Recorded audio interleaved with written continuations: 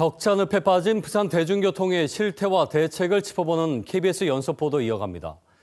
시내버스 등의 손실 규모를 줄이기 위해선 무엇보다 승객이 늘어야 할 텐데요. 부산시는 대중교통 이용을 활성화할 방안으로 올 하반기에 통합 할인제를 도입합니다. 연간 1,000억 원이 드는 이 제도가 얼마나 효과를 거둘까요? 황영규 기자가 따져봤습니다. 부산 남구와 사구를 오가는 시내버스입니다. 차고지를 출발한 지 10여 분. 감사합니다. 버스 안이 승객들로 가득 찹니다. 이런 노선처럼 대중교통 전체 승객을 늘리기 위해 부산시가 전국 최초로 통합 할인제를 도입합니다. 올해 8월부터 시행할 예정인데 버스나 도시철도 등에서 월 4만 5천 원 이상 요금을 내면 추가로 쓴 돈을 돌려줍니다. 한도는 9만 원으로 교통카드 기능이 있는 동백전을 사용해야 합니다.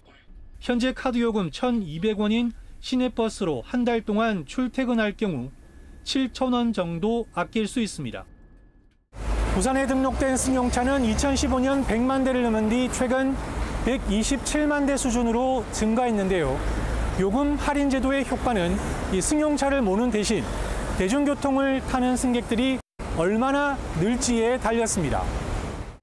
부산시는 할인 혜택으로 현재 40%대 초반에 머물고 있는 대중교통 수송 분담률이 2에서 3% 오르고 운송 수입도 연간 약 485억 원 증가할 것으로 예상하고 있습니다. 전문기관 조사와 어떤 시민 설문을 했습니다. 설문을 해서 상당히 효과가 있을 것으로 그렇게 예측하고 있습니다. 하지만 긴 배차 간격 등으로 대중교통 타기가 불편하다고 여기는 시민들의 생각은 다릅니다. 자차가 있으면은 안 탈 것 같기는 해요. 아, 왜 그래요? 불편한 것도 있고 사람들도 너무 많고 해서 시간 같은 것도 좀 많이 기다려야 되는 경우도 있고. 시의회에서도 매달 80억 원, 연간 1,000억 원이 넘게 드는 제도를 제대로 된 효과 분석이나 시범 운영 없이 도입하는 건 성급하다는 지적이 잇따랐습니다. 비교평가, 효과 분석 해가지고 하는 게 피 같은 이 예산을 어떻게 사용할 것인가도 고민하는 모습도 부산 시민들에게 보여줄 수도 있고. 대중교통 이용 횟수를 늘리려면 월 10,000원으로 무제한 탈 수 있는 정기권이 더 효과적이라는 주장도 제기됩니다. 예산이라는 것이 고정으로 꼭 이렇게 써야 된다는 건 아니거든요.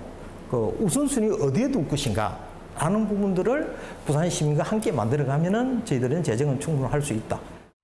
우리에 앞서 대중교통 이용을 늘리기 위해 정기권 요금제를 도입한 독일 등 유럽 국가의 경우 시범 운영으로 효과를 검증한 뒤 후속 정책을 내놨습니다. KBS 뉴스 황현규입니다.